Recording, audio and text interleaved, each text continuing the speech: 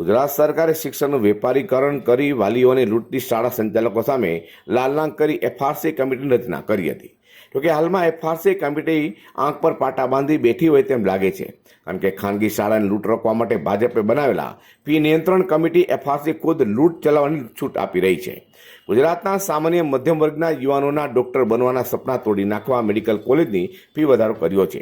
આ ફી વધારાના વિરોધમાં 14મી જુલાઈ રવિવારના રોજ આમ આદમી પાર્ટી દ્વારા પદયાત્રા યોજાઈ હતી, જેમાં મોટી સંખ્યામાં કાર્યકરો જોડાવા પામ્યા છે. નમસ્કાર, હું રાકેશ હિરપરા, પ્રદેશ મહામંત્રી આમ આદમી પાર્ટી ગુજરાત. આજરોજ આમ આદમી પાર્ટી ગુજરાત સમગ્ર ગુજરાતભરમાં આંદોલન કરી રહી છે, વિરોધ પ્રદર્શન કરી રહી છે.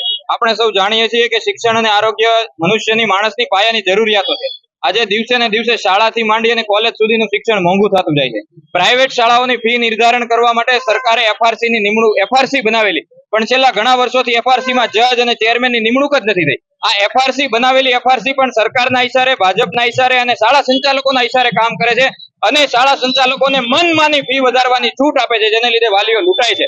કોલેજોની વાત કરીએ તો સરકારી શાળા અને કોલેજોની સંખ્યા ઘટતી નથી. તાજેતરમાં આપણે સૌએ જોયું કે મેડિકલ કોલેજોની ફીમાં 10-10 લાખ રૂપિયાનો વધારો કરવામાં આવ્યો. સામે સરકારી મેડિકલ કોલેજોમાં સીટોની સંખ્યા નથી વધતી, કોલેજોની સંખ્યા નથી વધતી, તો વાલીઓ જાય ક્યાં?